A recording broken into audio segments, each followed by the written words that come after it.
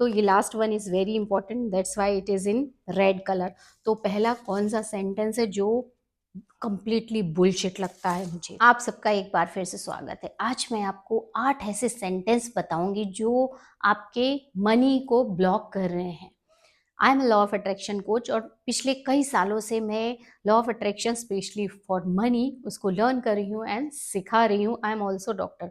ये according to my perspective, और मुझे ऐसा लगता है आप सब भी इससे एग्री करते हैं। जो भी एग्री करते हैं कमेंट बॉक्स में जरूर लिखे yes I am agree. But before that you should know what are these 8 sentences. तो ये last one is very important, that's why it is in red colour. तो पहला कौन सा सेंटेंस है जो कंप्लीटली बुलशिट लगता है मुझे? पहला है, पैसों से खुशियां नहीं खरीदी जा सकती, पर पैसे से हर वो चीज खरीदी जा सकती है जो आपको खुशी दे सकता है। तो आप सोचिए कि फिर बचता ही क्या है। दूसरा सेंटेंस, पैसा हाथ का मैल है। पैसा हाथ का मैल नहीं, पैसा हाथ का पावर है। जब आपके हाथ में पैसा रहता है तो आप जो चाहो वो ले सकते हो, जो चाहो वो कर सकते हो। तो ये मैल कैसे हुआ? लोग इसलिए बोलते हैं कि मैल मैल गंदा होता है जिसको हर दिन धोना पड़ता है। तो पैसा ऐसा है क्या कि आप हर दिन इसको बर्बाद करना चाहोगे? नहीं ना। पैसा पावर है, और जिसके पास ये पावर होता है वो सब कुछ खरीद भी सकता है। लोग बोलते हैं खुशियां नहीं खरीद सकता है। 1% वो खुशी, जब इतना सारा पैसा है तो आप आखिरी में वो कहीं से भी हासिल कर ही लेते हो। तो पैसा हाथ की शक्ति है। तीसरा, अमीर दिल से खुश नहीं होते हैं। नहीं नहीं, हाँ, आप ही बताइए, कोई भी अमीर व्यक्ति आपने ऐसा देखा है जो दिल से खुश नहीं है? आज आप जितना अमाउंट चाहते हो आपको मिल जाए तो क्या आप खुश नहीं होगे? इनफैक्ट अमीर व्यक्ति ही सबसे ज्यादा खुश होता है। वो हर वो चीज खरीद सकता है जो उसके दिल को खुश कर सकता है, चाहे मटेरियल चीजें हो, चाहे इमोशनल, चाहे कुछ भी। वो जंगल में रह के भी अपने लिए सब कुछ अरेंजमेंट कर सकता है पैसे की बदौलत। तो I am not agree with this. मुझे लगता है अमीर लोग भी खुश रहते हैं पैसे से। चौथा, पैसा हो ना हो इज्जत होनी ही चाहिए। जब जिसके पास पैसा नहीं होता ना उसकी कोई इज्जत नहीं करता है। उस इज्जत के लिए आपने जीवन भर अपना समय निकाल लिया, अपनी पूरी ताकत झोंक दी, पर क्या मिला? आपका फोकस कहाँ था? इज्जत कमाने पे। आपका फोकस मनी के लिए नहीं था, क्योंकि मनी को पहले ही बोल दिया ना, इज्जत मनी हो ना हो कोई फर्क नहीं पड़ता है ना। उस वो आपके लिए इंपॉर्टेंट नहीं है। आपके लिए क्या इंपॉर्टेंट है? इज्जत। तो सबकॉन्शियस माइंड ने क्या किया? जहां इज्जत मिल रही वहां जाओ, जहां पैसा मिल रहा है वहां नहीं जाओ। तो ये चीज भी मुझे सही नहीं लगती। और आप एक बात हमेशा याद रखना, जिसके पास पैसा होता है ना उसकी बातों में भी वो कुछ भी बकवास बात भी बोले ना तो भी सब लोग सुनते हैं। और जो बहुत इंटेलिजेंट होता है पर पैसा नहीं है उसकी बहुत मीनिंगफुल बात भी लोग नहीं सुनते हैं। तो पैसे में पावर होता है। तो मैं ये नहीं बोल रही हूँ कि रिस्पेक्ट अपने लिए मायने नहीं रखती। रिस्पेक्ट की अपनी एक फ्रीक्वेंसी है। बट माय डियर फ्रेंड, इसका मतलब ये नहीं है कि पैसा इंपॉर्टेंट नहीं है। पैसा भी इंपॉर्टेंट है। तो I am completely not agree with this. पांचवा है, भगवान ने जितना लिखा है उतना ही मिलेगा। और अगर आप इंस्पायर्ड एक्शन नहीं लोगे और पैसे के बारे में सोचोगे नहीं ना तो उतना भी नहीं मिलेगा। आप हाथ पे हाथ धर के बैठे रहो, भगवान ने तो बहुत कुछ लिखा है, मिला क्या आपको? जब तक कि आप उसका पैसे पे ध्यान नहीं दोगे, आप अपनी सर्विस प्रोवाइड नहीं करोगे, आप खुद को डिजर्विंग नहीं समझोगे, पैसा आपके पास कैसे आएगा? लिखा तो है भगवान ने, आया? नहीं आया। तो भगवान ने लिखा है पर आपको कर्म भी करने हैं उसको पाने के लिए। तो I am not agree with this. छठवा है, ज्यादा पैसा इंसान को बिगाड़ देता है। एक्चुअली पैसा नहीं बिगाड़ता, इंसान पहले से ही बिगड़ा रहता है। पैसा क्या करता है? पैसा अपने आप में एक नेचर है। पैसा का नेचर न्यूट्रल है, वो कुछ नहीं करता।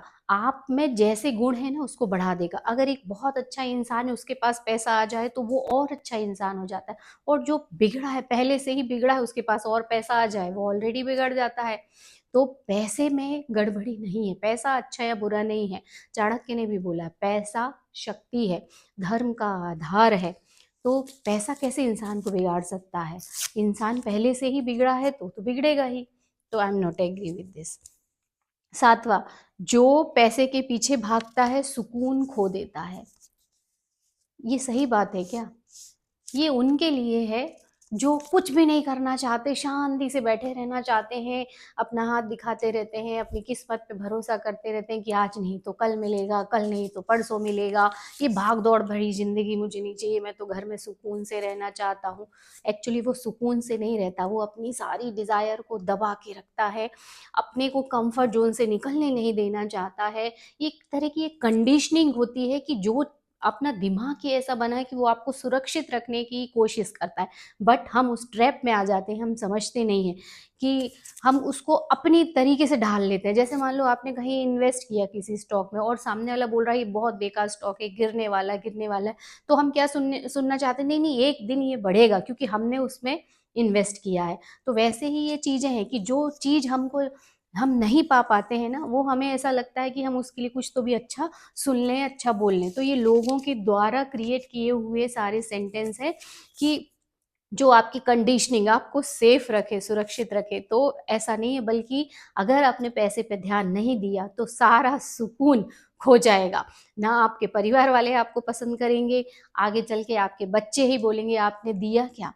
तो जीवन भर हमको यही सिखाया जाता है, पैसे के पीछे मत भागो, सुकून नहीं है। बल्कि मुझे तो ऐसा लगता है अगर पैसे को अच्छे तरीके से हमारे समाज ने, लोगों ने हमको रिप्रेजेंट किया होता कि ये बहुत पवित्र चीज है। और हम, सबसे बुरी बात ये है कि एक तरफ हम ऐसा बोलते हैं कि सुकून नहीं देता और एक तरफ हम बोलते हैं कि लक्ष्मी माँ है वो, उनकी पूजा करो। तो हमारे समाज ने ना अपने हिसाब से चीज़ों को ढाल लिया है। तो मैं तो यही बोलूँगी कि पैसे को जैसे हम देवता जैसे पूजा करते हैं, वैसे ही एक अच्छे चीज के रूप में उसको समझो, तो ध्यान आपका वहाँ जाएगा ही। और जिसके पास पैसा होता है उसके पास सुकून भी आ ही जाता है। तो my dear friend, I am not agree with this.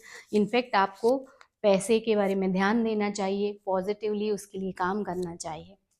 And last, very important, इसको बताने से पहले मैं एक चीज बताऊंगी कि क्या, एक कहावत मुझे याद आ रही है। बोलते हैं ना, जिसको नहीं मिले वो बोलता है अंगूर खट्टे हैं। बस ये वैसी ही चीजें हैं कि जब आपको वो चीज नहीं मिलती है ना, तो आप बोलते हो ना कि वो अच्छी नहीं है, बस उसी को ये करने के लिए कि नहीं नहीं ये सब कुछ अच्छा है, इतने सारे हमें कंडीशनिंग बना के दे दी। Last, very important, simple life ही बेस्ट लाइफ होती है।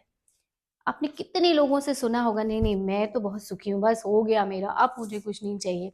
बट अंदर आपकी बहुत सारी डिजायर होती हैं जिनको आपको कंप्रोमाइज करना पड़ता है। कौन व्यक्ति नहीं चाहता कि अपने लिए बेस्ट चीज ले?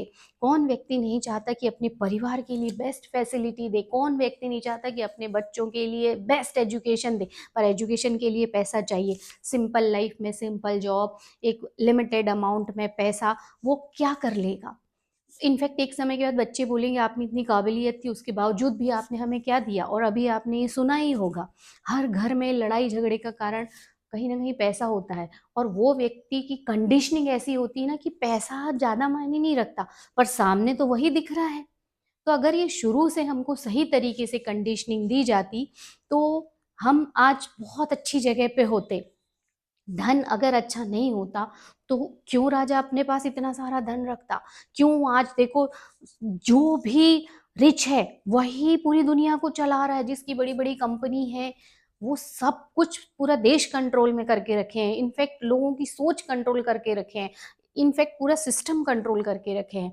तो फिर अगर आप ये इस तरह के कोट को हमेशा अपना आइडियल समझते रहोगे, सिंपल लाइफ ही बेस्ट लाइफ है, तो ये कंडीशनिंग सही नहीं है।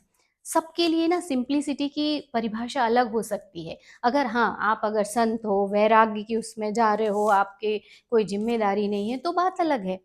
बट बाकी समय अगर आप जीवन, वैवाहिक जीवन जीना चाह रहे हो, एक सामाजिक जीवन जीना चाह रहे हो, तो simple life is not very good life.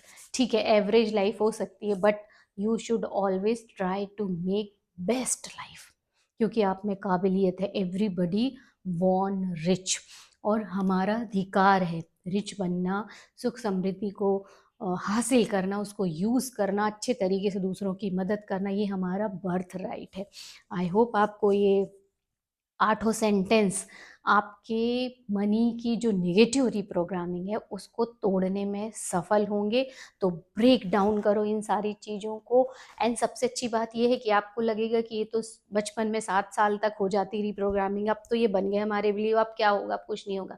My dear friend, अभी भी समय है, क्योंकि आपके ब्रेन में न्यूरोप्लास्टिसिटी क्रिएट हो जाती। आप अपने पुराने बिलीव्स को नए बना सकते हो। कैसे? इन सारी चीज़ों को गलत बोल के इनको रिप्लेस करो। Money is very good, I love money, I can have everything by money. इस तरीके से आप इसके जस्ट पॉजिटिव सेंटेंस बनाओ, उनको बार बार रिपीट करो। और जब आप इनको मिनिमम 20 डेज तक कंटिन्यूअसली करोगे, इनफैक्ट अगर आपने इसको अभी भी वीडियो देखते देखते सुन लिया और मन में मान लिया, तो ये डायरेक्ट, और फील कर लिया, तो ये डायरेक्ट आपके सबकॉन्शियस माइंड में चले जाएंगे और आपकी जो निगेटिव कंडीशनिंग है मनी को लेके वो टूटने लगेगी।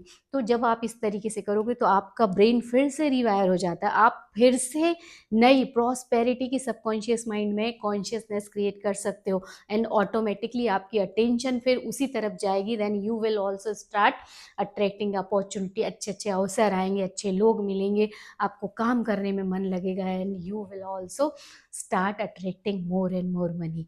और कमेंट बॉक्स में भी लिखिए, I am attracting more and more money. और हम मिलेंगे नेक्स्ट पॉजिटिव वीडियो में। तब तक आप सबको गुड नाइट।